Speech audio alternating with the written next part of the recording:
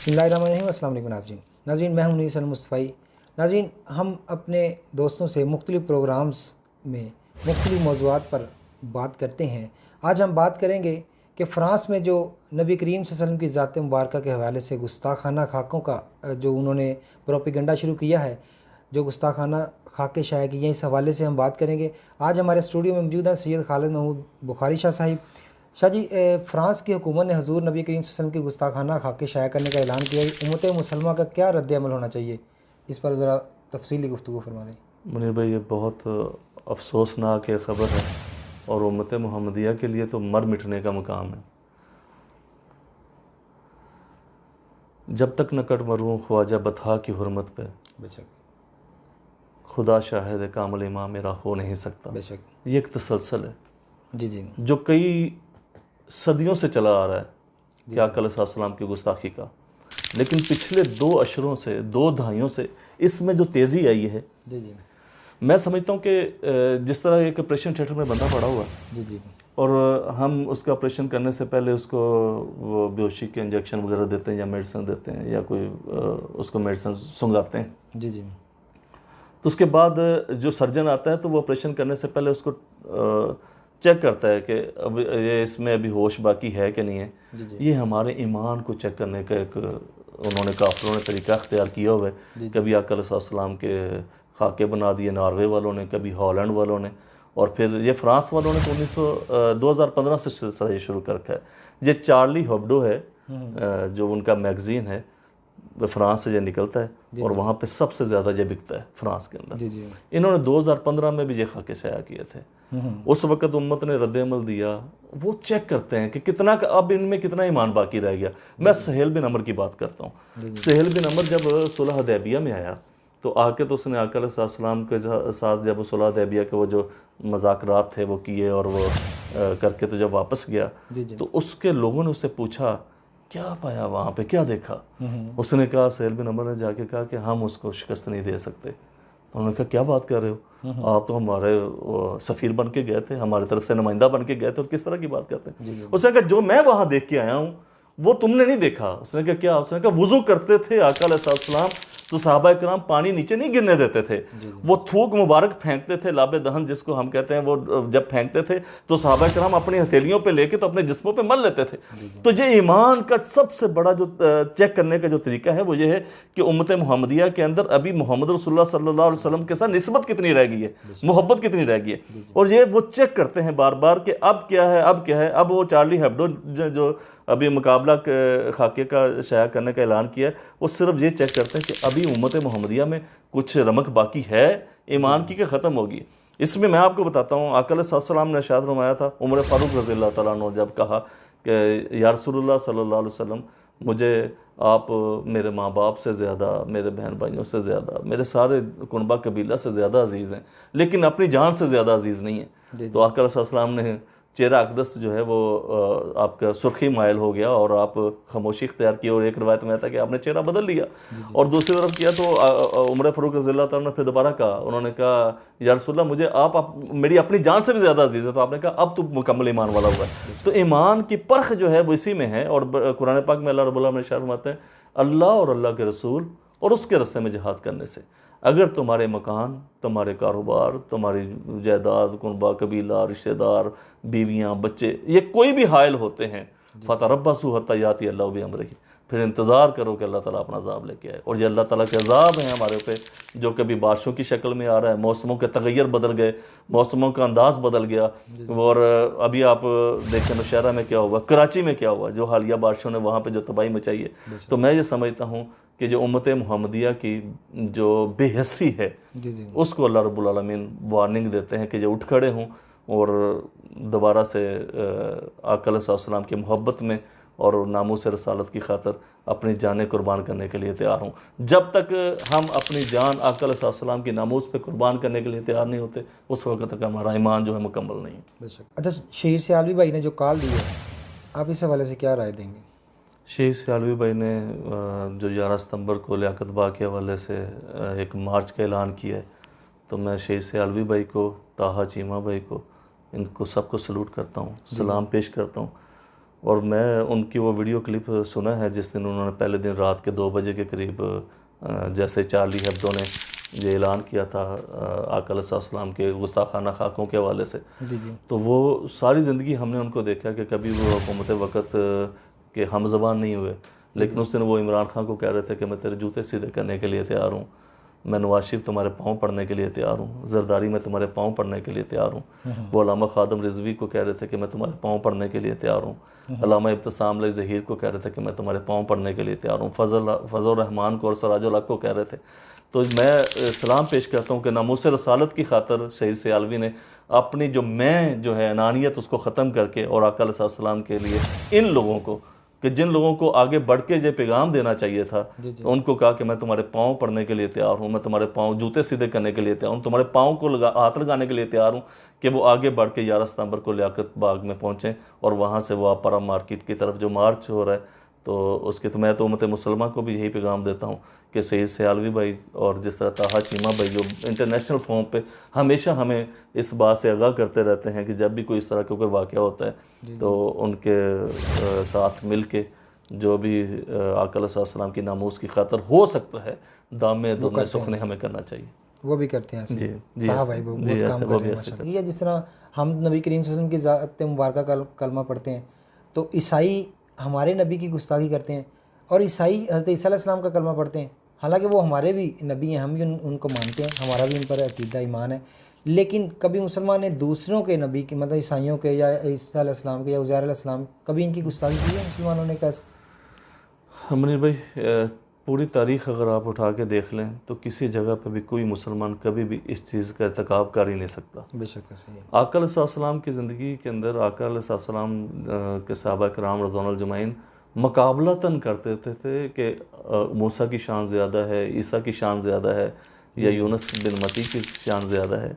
तो आपने इरशाद फरमाया कि तमाम अंबिया भाई हैं, ठीक है, ला नफरीकु बैन अहद मिन रसूल, किसी भी रसूल में कोई फ़र्क ना किया करो। तो आपने तो बल्कि बताया कि इब्राहीम अलैहिस्सलाम को सबसे पहले कपड़े पहनाए जाएंगे, मेरे से पहले मूसा अलैहिस्सलाम अल्लाह ताला के अर्श के पाए को पकड़ के खड़े होंगे, फिर यूनुस बिन मती से बेहतर दुनिया में कोई नहीं। आपने तो उनके अंबिया तो नहीं, हमारे भी अंबिया हैं, लेकिन जो हुदन सारा अगर अपने आप को उनके साथ मंसूब करते हैं तो हमारे तो पैगम्बर ने आका अलैहिस्सलाम ने और हमारे सहाबा किराम ने, ताबईन ने, तबा ताबईन ने और किसी ने भी किसी की भी कभी बेहुरमती का सोचा भी नहीं है। इर्तिकाब करना तो बड़ी दूर की बात है। आपने इरशाद फरमाया खैरुल करून करनी सुम्मल्लज़ीना यलौनहुम सुम्मल्लज़ीना यलौनहुम, बेहतरीन दौर मेरा दौर है, मेरे बाद मेरे सहाबा का है, मेरे उनके बाद ताबियों का है और फिर तबा ताबईन का है। किसी भी जगह पे आपको नहीं मिलेगा कि कभी किसी ने मूसा अलैहिस्सलाम की बेहुरमती की हो या ईसा अलैहिस्सलाम की शान अक़दस में कोई बात की हो या इब्राहीम अलैहिस्सलाम की, बल्कि हमारा तो ईमान का हिस्सा है कि हम आका अलैहिस्सलाम और उनके साहब का तमाम अंबिया पे भी और कुरान मजीद पे भी और साहब का तमाम किताबों पे भी हम ईमान रखते हैं। और हमने देखें, हमारे अंदर देखें मुसलमानों के अंदर हम इसहाक भी नाम रखते हैं, याकूब भी नाम रखते हैं, अयूब भी नाम रखते हैं, उज़ैर भी नाम रखते हैं, ईसा भी रखते हैं, मूसा भी रखते हैं, लेकिन उनमें जो अदावत है वो अपने दिल के अंदर कदूरत रखते हैं, वो मोहम्मद नाम नहीं रखते, ना ईसाई रखते हैं, ना यहूदी रखते हैं ये नाम। तो हमारे तो कभी भी किसी मुसलमान कोई इस तरह का मुर्तकब ही नहीं हुआ। अगर मुर्तकब होता है तो वो दर्जा ईमान से खारिज हो जाता है, यानी ईमान से खारिज हो जाता है, हम उसको ईमान से खारिज समझते हैं। अगर कोई भी मुसलमान किसी भी पैगंबर की मामूली सी भी तौहीन का दिमाग के अंदर सोचता भी है, हम समझते हैं उसका ईमान मुकम्मल नहीं है, बल्कि ईमान है ही नहीं है उसका। अच्छा, हुकूमत वक़्त को गुस्ताखाना खाकों की रोकथाम के लिए कौन से इक़दाम सर अंजाम देने चाहिए? सलफ़ सालिहीन की तारीख़ भरी हुई है, जब भी कभी कोई किसी ने गुस्ताखाना खा के, बल्कि गुस्ताखाना खा के क्या, ये तो अभी सिलसिला शुरू हुआ, गुस्ताखी भी की है। तो आका अलैहिस्सलाम के जो नामूस पे कट मरने वाले सहाबा कराम थे, जिनके बारे में आयशा सिद्दीक़ा रज़ियल्लाहु तआला अन्हा ने एक दफ़ा इरशाद फरमाया कि यूसुफ़ अलैहिस्सलाम को तो अल्लाह ताला ने इतना हुस्न दिया था कि जिन्होंने यूसुफ़ को देखा तो वो फल काटते हुए अपनी उंगलियां काट बैठी, और मेरे मोहम्मद को जिन्होंने देखा सल्लल्लाहु अलैहि वसल्लम, उन्होंने बदर उहद और हुनैन में अपनी गर्दनें कटवा दी। यानी कि आका अलैहिस्सलाम के बात आप करते हैं, तो आका अलैहिस्सलाम की नामूस पे जब भी किसी ने कोई इस तरह की हरकत करने की कोशिश की है, अल्लाह रब्बुल आलमीन ने कोई ना कोई ईमान वालों में से बंदे को खड़ा कर दिया। जैसे गाजी इल्मुद्दीन शहीद आज के दौर में आप देखते हैं, मुमताज़ कादरी रहमतुल्लाह अलैह, उनको आप देखते हैं। इस तरह चीमा साहब को आप जानते हैं, ठीक है। उन्होंने अब कैसे वहाँ पे जाके उस तरह का छुरी का वार करके तो उसका खात्मा करने की कोशिश की। हमेशा से ऐसे ये आज की बात नहीं है। काब बिन अशरफ हजू करता था तो आपने एक सहाबा इकराम के ट्रूप्स को भेजा के जाके उसको कत्ल कर दे। हालांकि आप रहमतुल्लिल आलमीन हैं, ताइफ में पत्थर खाए हैं, पत्थर खाने के बाद फरिश्ता आ रहा है और फरिश्ता आके कह रहा है और कि मैं इन दोनों पहाड़ों के दरमियान में उनको इस तरह पीस दूं जिस तरह पत्थर की चक्की के दरमियान में दाना जो है पीस के आटा बन जाता है। तो आपने शाह में नहीं, इनको कुछ नहीं कहना, ये समझ और नहीं रखते और इनको शऊर नहीं है, और अल्लाह रब्बुल आलमीन इनकी औलाद में से हो सकता है किसी को हिदायत के रास्ते पे लगाए। और फिर सारी दुनिया जानती है कि आका सल्लल्लाहु की ये दुआ किस तरह कबूल हुई। हज्जाज बिन यूसुफ ने जब मोहम्मद बिन कासम को यहाँ पे राजा दहर के मुकाबले में भेजा देबल की बंदरगाह में, तो वो ताइफ वालों की औलाद में से है, यानी कि वो जिनके लिए आका सल्लल्लाहु ने इशारा फरमाया था कि इनकी औलाद में से अल्लाह रब्बुल आलमीन कोई ऐसा सिपा सलार भेज दे जाए हिदायत पे ले आए। तो अल्लाह ताला ने राजा दहर के मुकाबले में जिस मोहम्मद बिन कासम को भेजा वो ताइफ वालों की औलाद में से। तो अपनी ज़ाते अक़दस के हवाले से मार खाई है लेकिन कभी किसी के लिए कोई बददुआ नहीं दी। लेकिन जो शान अक़दस में गुस्ताखी करते थे, अबू राफे था, काब बिन अशरफ था, उसके कत्ल का हुक्म खुद आपने सादर फरमाया।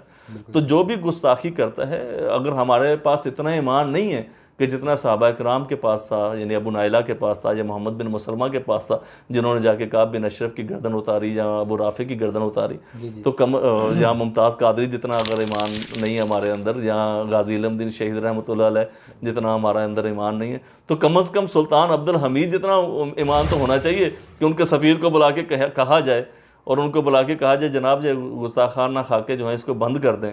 तो आगे से सुल्तान जो अब्दुल हमीद सानी था, उसको उस वक़्त के फ्रांस के सफ़ीर ने आगे से कहा जनाब अब थिएटर का इनकाद जो है वो रोकना बड़ा मुश्किल है। तो उसने कहा ठीक है, फिर मेरी फ़ौज को रोक लो, मेरा मुकाबला करके देख लो, मेरा मुकाबला करना कौन सा आसान है। और उसी वक़्त हुक्म सादर किया कि मैं खलीफतुल मुस्लिमीन सुल्तान अब्दुल हमीद सानी हुक्म सादर करता हूँ तमाम मुसलमान ममालिक को अपनी फ़ौज को लेकर तो फ्रांस की तरफ पेशकदमी कर दें।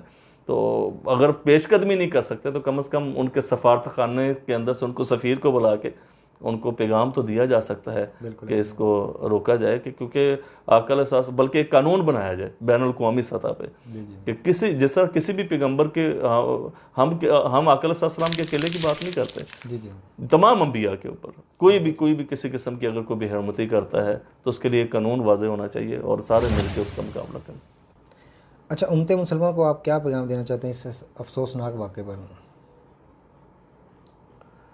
सलफ़ सालिहीन की तारीख़ इस बात की गवाह है कि बहुत सारे अकाबर मुहद्दिसीन वो कहा करते थे कि जिस दौर में आका अलैहिस्सलाम की नामूस महफूज ना हो उस दौर में हमें ज़मीन पे चलने की बजाय ज़मीन में दफन होना जो ना वो ज़्यादा बेहतर है, कि हम इस ज़मीन के ऊपर चले नहीं, कदम ना रखें, बल्कि इसके अंदर चले जाएँ, दफन हो जाएँ। उम्मत मुसलमान के लिए ये इतना बड़ा लम्हा फ़िक्री है कि अब इसके बावजूद ये जो अभी वो खाके उन्होंने बनाने का ऐलान किया है, कुरान पाक की बेहुरमती कर दी उन्होंने, आका अलैहिस्सलाम के सहाब की आपके सामने बेहुरमती हुई है, फिर आले रसूल के ऊपर लोगों ने बड़ी बड़ी बातें की हैं, बीबी फातिमा ज़हरा सलामुल्लाह की ज़ात अक़दस पे लोगों ने बातें की हैं। तो आज अगर हमारे घर वालों में से किसी के ऊपर कोई बात करता है, मेरे बाप के ख़िलाफ़ कोई बात करता है या मेरे भाई के ख़िलाफ़ कोई बात करता है या किसी मेरी बहन के ख़िलाफ़ कोई बात करता है, तो हम तो उसके लिए उसी वक्त मर मिटने के लिए तैयार हो जाते हैं। हम कहते हैं इसका मुकदमा नहीं हमने दर्ज करवाना, हम खुद इससे निपट लेंगे, हम खुद इसका मुकाबला करेंगे।